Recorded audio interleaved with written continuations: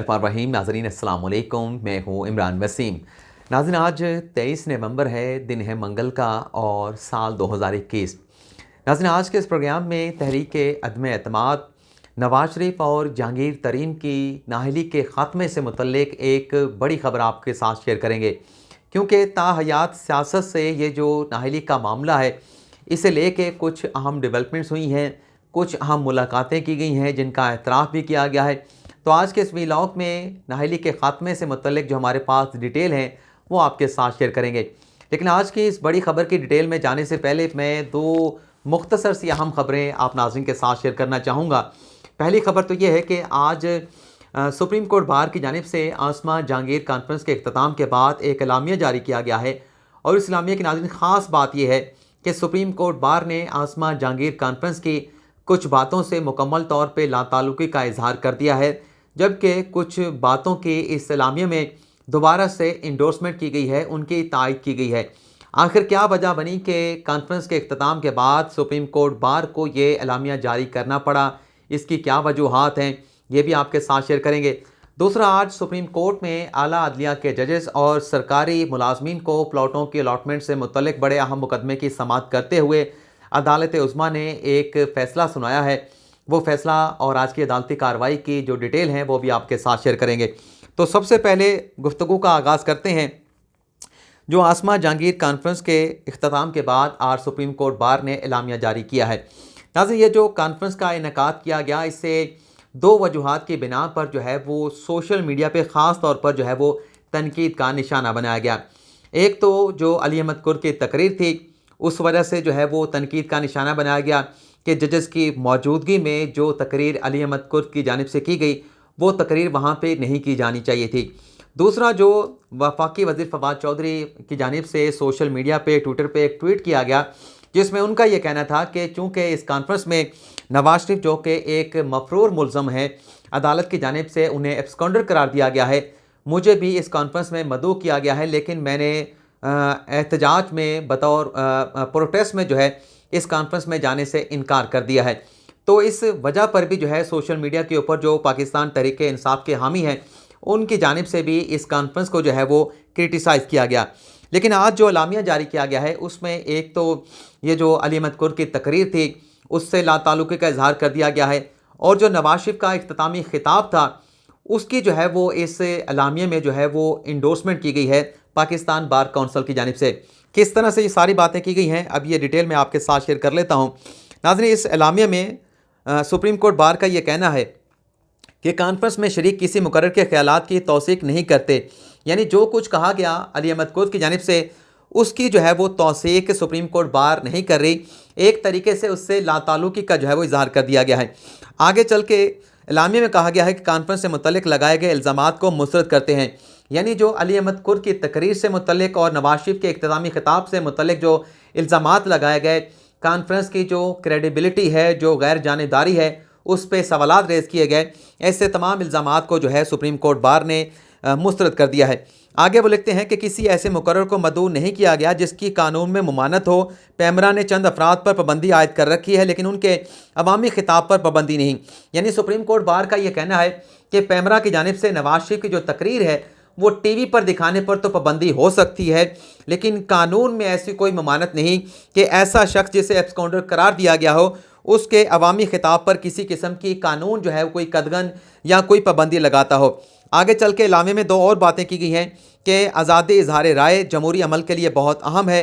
Conference हुकूमत, opposition, अदलिया और मीडिया के दरमियान पुल का किरदार अदा करने की एक कोशिश थी। तो ये एलामिया जो है जारी किया गया है। ये मुख्तसर सी खबर। दूसरी खबर, जैसा कि मैंने बताया कि आज सुप्रीम कोर्ट ऑफ पाकिस्तान में आला अदलिया के जजेस और सरकारी मुलाजमीन को प्लॉटों की अलॉटमेंट से मुतल्लिक मुकदमे की समाअत करते हुए सुप्रीम कोर्ट ऑफ पाकिस्तान ने आज अपना फैसला सुना दिया है। नाज़रीन, इस्लामाबाद हाई कोर्ट के दो अबूरी हुक्मनामों को एक तो जो हाउसिंग अथॉरिटी है उसकी जानिब से चैलेंज किया गया था और उन मुतासरीन की जानिब से चैलेंज किया गया था जिनकी जो कुरानंदाजी में प्लॉट निकले थे, उनकी चूँकि जो अलॉटमेंट थी, जो कुरानंदाजी थी, इस्लामाबाद हाई कोर्ट ने इंट्रा कोर्ट अपील में रिट पिटिशन में उस कुरानंदाजी को मुअत्तल कर दिया था। तो उन मुतासरीन की जानिब से आज इन दोनों इस्लामाबाद हाई कोर्ट के हुक्मनामे के खिलाफ जो है वो अपीलों पर समाअत की गई। जस्टिस सुमता बंदयाल की सरबराही में 3 रुकनी बेंच जिसमें जस्टिस मंसूर अली शाह और जस्टिस मज़हर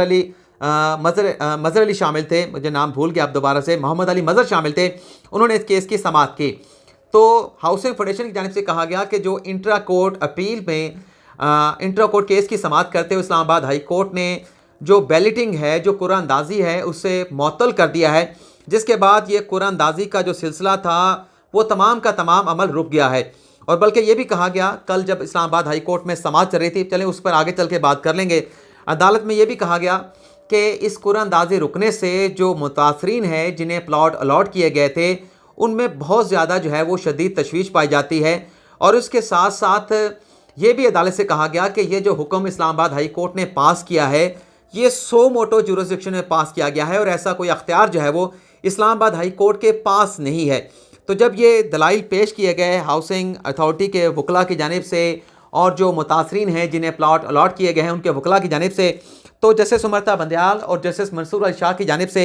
वकला से ये कहा गया कि आप हमारे पास आए थे इस्लामाबाद हाई कोर्ट के अबूरी हुक्मनामे के ख़िलाफ़, और जब आप सुप्रीम कोर्ट आए थे तब वो मुकदमा जो है इस्लामाबाद हाई कोर्ट में इंट्रा कोर्ट अपील का ज़ेर अल्तवा था, वो मुकदमा वहाँ पर चल रहा था। लेकिन गुज़िश्ता रोज़ एक ऐसी डेवलपमेंट हुई है कि इस्लामाबाद हाई कोर्ट ने इंट्रा कोर्ट अपील का जो फ़ैसला है वो महफूज कर लिया है। जब इस्लामाबाद हाई कोर्ट उस मुकदमे का फ़ैसला महफूज कर चुकी है तो उसके बाद फिर हमारा इसमें मुदाखलत करने का कोई जवाज़ नहीं बनता। मुनासिब ये रहेगा कि आपकी जो अपीलें हैं हम इसे गैर मौसर करार देकर जो है वो डिसमिस कर देते हैं, डिस्पोज ऑफ कर देते हैं। लेकिन आपका जो भी एतराज़ है कि इस्लामाबाद हाई कोर्ट के पास इंट्रा कोर्ट अपील में कुरानदाजी को मुअत्तल करने का अख्तियार नहीं था और इस्लामाबाद हाई कोर्ट के पास सो मोटो का अख्तियार भी नहीं था कि इस तरह का ऑर्डर जारी करके बैलेटिंग को सस्पेंड कर देते, तो आप अपनी तहरीरी जो गुजारिशात और मारूज़ात हैं वो फ़ैसला अनाउंस करने से पहले इस्लामाबाद हाई कोर्ट में आप इसे जो है वो जमा करवा दें। नाज़रीन, यहाँ पे मैं एक वक्फा लूँगा, एक बड़ी खबर आ रही है वो आपके साथ शेयर कर लेते हैं। माज़रत चाहता हूँ नाज़रीन, पीपल्स पार्टी को पीडीएम में दोबारा शामिल करने से मुतल्लिक, अवामी नेशनल पार्टी को पीडीएम में दोबारा शामिल करने से मुतल्लिक एक ख़बर चल रही थी, तो मैंने उसको कन्फर्म करना चाहा, तो वो ख़बर कन्फर्म ताहाल मुझे नहीं हो सकी। दो लोगों से बात की है, अभी तक तो बताया गया है कि पीडीएम का इजलास चल रहा है, अभी इस पर कोई फ़ैसला नहीं किया गया।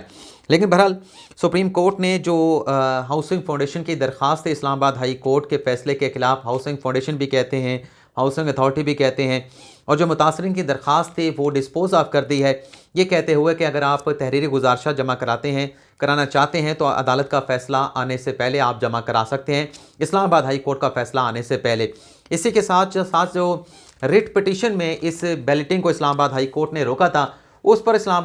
सुप्रीम कोर्ट ने कहा है कि हम इस केस को सुनेंगे, लेकिन इंट्रा कोर्ट अपील वाला जो मुकदमा है उससे हम डिस्पोज ऑफ कर रहे हैं। कल इस्लामाबाद हाई कोर्ट में जब इस केस की समाअत चल रही थी तो चीफ जस्टिस अथन मिनल्ला की जानिब से एक तो ये कहा गया कि इस केस में, प्लॉटों की अलॉटमेंट के केस में जो सुप्रीम कोर्ट है उसका अपना इंटरेस्ट पैदा हो गया है, और दूसरा चीफ जस्टिस अथन मिनल्ला का ये भी कहना था कि 5 करोड़ का प्लॉट जो है वो 40 लाख में दिया गया, और लैंड एक्विजिशन एक्ट से जो ज़मीन एक्वायर की गई वो सबके सामने है कि 1960 में जिन लोगों से 1960 से 11,000 लोग, यानी चीफ जस्टिस अथन मिनल्ला ने कहा कि हैं कि 11,000 लोग 1960 से जो है अपने प्लॉटों की अलॉटमेंट का इंतज़ार कर रहे हैं कि उन्हें प्लॉट अलॉट किया जाए। मज़ीद चीफ जस्टिस अथर मिनल्ला का ये भी कहना था कि प्लॉट देना है तो तमाम सरकारी मुलाजमीन को दिए जाएँ, यकसा पॉलिसी बनाई जाए। और इस पर जब अदालत में बात हो रही थी तो हाउसिंग अथॉरिटी के जो वकील थे अकरम शेख, जो पनामा केस में नवाज शरीफ के भी वकील थे, उनकी जानिब से कहा गया कि इस हाई कोर्ट की कार्रवाई से जो सुप्रीम कोर्ट है उससे वो स्कैंडलाइज हो रही है, तो ऐसे रिमार्क्स ना दिए जाएँ। जिस पर इस्लामाबाद हाई कोर्ट के चीफ जस्टिस अथर मिनल्ला ने अकरम शेख को जो है वो बात करने से रोक दिया, और उनकी भी सरजनिश की गई, हाउसिंग फाउंडेशन के सेक्रेटरी की सरजनिश की गई, हाउसिंग फाउंडेशन के जो डीजी हैं उनकी भी सरजनिश की गई, ये कहते हुए कि जो आखिरी समाअत पर आपने हमें कहा था कि हम इस मामले पर कुछ मुशावरत करना चाहते हैं, आपने वक्त मांगा था कि हुकूमत ने कुछ फ़ैसले करने हैं माफ़ कीजिएगा, लेकिन आपने मशवरा करने के बजाय हमारा जो इंटरिम ऑर्डर थे उसके खिलाफ आप सुप्रीम कोर्ट चले गए, तो आपने अदालत के साथ गलत बयानी की, आप हमसे वक्त मांग रहे थे कि इस पर हमने इंतज़ामी फ़ैसले करने हैं, और फिर आप सुप्रीम कोर्ट चले गए, तो इस पर भी खासी ज़्यादा बरहमी का इजहार किया गया। लेकिन इंट्रा कोर्ट अपील का जो मुकदमा था वो फिर बाद अज़ां अदालत की जानिब से जो है वो महफूज कर लिया गया। इस बेंच में चीफ जस्टिस अथर मिनल्ला के साथ जस्टिस मोहसिन अख्तर कियानी जो है वो इस बेंच में शामिल हैं। अब हम बात कर लेते हैं तहरीक अदम एतमाद की, बहुत ज़्यादा चर्चा हो रहा था 6 अक्टूबर के बाद से, और फिर 6 अक्टूबर के बाद जब 25 अक्टूबर को एक नोटिफिकेशन जारी कर दिया गया, उसके बाद सोर्सेज से खबरें आती रहीं, अपोजिशन खबरें आती रहीं कि इमरान खान के खिलाफ तहरीक अदम-ए-एतमाद लाई जाएगी, लेकिन उससे पहले सादिक संजरानी के खिलाफ, स्पीकर असद कैसर के खिलाफ, उस्मान बुज़दार के खिलाफ। तो तहरीक अदम-ए-एतमाद के हवाले से खबर यह है कि आज जो PDM का इजलास चल रहा है, उस इजलास का जो एजेंडा है उसमें तहरीक अदम-ए-एतमाद का मामला शामिल नहीं किया गया। चाहे वो इमरान खान के खिलाफ हो, चाहे वो सादिक संजरानी के खिलाफ हो, चाहे वो स्पीकर असद कैसर या उस्मान बुज़दार के खिलाफ हो, ये जो तहरीक अदम-ए-एतमाद का मामला है, ये जो है इस एजेंडे में, PDM के एजेंडे में शामिल नहीं किया गया। और मैंने अपने वीलॉग में बताया था कि अगर ये जो कानून साजी हुकूमत EVM और आई वोटिंग के मामले पे करना चाहती है, अगर इस कानून साजी में हुकूमत नाकाम होती है, तो तब अपोजिशन जो है ये वोट ऑफ नो कॉन्फिडेंस का जो एक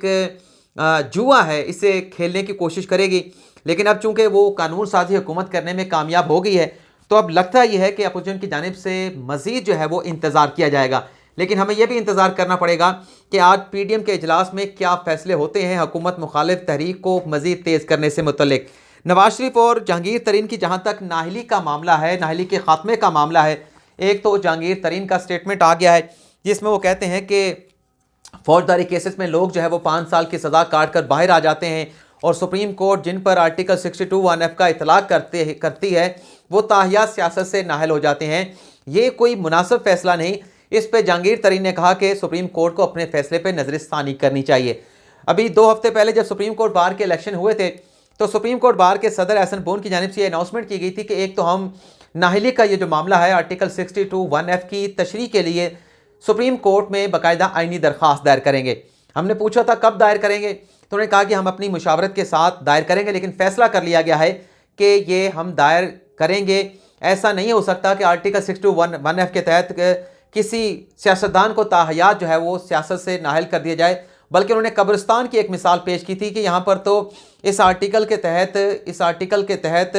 जो फैसले आते हैं उसके ज़रिए सियासतदानों को कब्रिस्तानों में यानी ताहयात उन पे नाहली की तलवार लटका दी जाती है। लेकिन अब ये डेवलपमेंट हुई है कि जो सुप्रीम कोर्ट बार के प्रेसिडेंट हैं एहसन बोन, उनकी चीफ जस्टिस गुलजार अहमद के साथ मुलाकात हुई है। जो सुप्रीम कोर्ट की नौ मुंतखब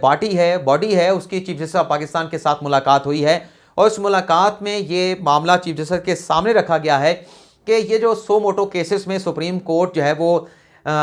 एक्शन लेके या कार्रवाई इनिशिएट करके सियासतदानों पर आर्टिकल 62(1)(f) का इतलाक़ कर देती है, या दीगर जो अवामी मफाद आमा के केसेस होते हैं, बुनियादी हकूक़ की वायलेशन के मामलात होते हैं, इन केसेस में जो सुप्रीम कोर्ट के फैसले आते हैं उसमें नज़रसानी का प्रोविज़न तो दिया गया है कि आप नज़रसानी दायर कर सकते हैं, लेकिन उसका जो दायरा है बड़ा महदूद है।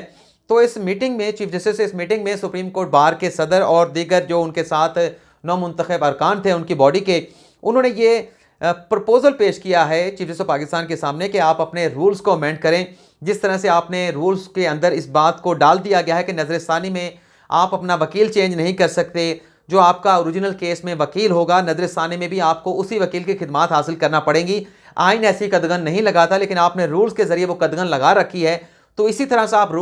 से आप रूल्स में तरमीम करके जो आर्टिकल 184(3) का मुकदमा है उसमें जिसके खिलाफ फैसला आए, जो मुतासरा शख्स हो, उसे आप अपील का हक दे दें। एक राइट ऑफ अपील जो है आर्टिकल 184(3) के मुकदमे में मुतासरा शख्स को मिलनी चाहिए, जिसे ताहयात नाहल किया गया हो या जिसके खिलाफ बुनियादी हकूक़ के मुकदमे में कोई फैसला आए। तो इस पर सुप्रीम कोर्ट बार के सदर एहसन बोन ये कहते हैं कि चीफ जस्टिस ने एग्री किया है कि ये जो प्रपोजल पेश किया गया है कि रूल्स में अमेंड करके एक अपील का हक जो है वो 100 मोटो केस में आर्टिकल 184(3) के केसेस में मुतासरीन को दे दिया जाए। तो इस पर हम फुल कोर्ट मीटिंग बुलाकर जो है इस पर फैसला करेंगे। और सदर supreme court bar Ehsan bone का ये कहना है कि इस पर जो हमें इशारा मिला है वो बड़ा पॉजिटिव है चीफ जस्टिस की तरफ से, और उम्मीद है कि इस मुलाकात के बाद जो रूल्स हैं सुप्रीम कोर्ट में उसमें जो अपील का प्रोविज़न जो है वो शामिल कर दिया जाएगा, और फिर उसके बाद जो मुतासरीन होंगे या पहले से मुतासरीन है उसका भी फैसला किया जाएगा। जब रूल्स को अमेंड किया जाएगा तो फिर आर्टिकल 184(3) के मुकदमे में जो है वो मुतासरा शख्स, मुतासर सियासतदान जिसे ताहयात नाहल किया गया होगा, वो सुप्रीम कोर्ट में अपील दायर करने का उसके पास आईनी कानूनी हक आ जाएगा। तो ये नाज़रीन हमारा आज का वीलॉग, उम्मीद करते हैं कि आपको पसंद आया होगा। आपके फीडबैक का इंतज़ार रहेगा। अल्लाह ताला आपका हामी नासिर हो। मुझे इजाज़त दीजिए। अल्लाह हाफिज़।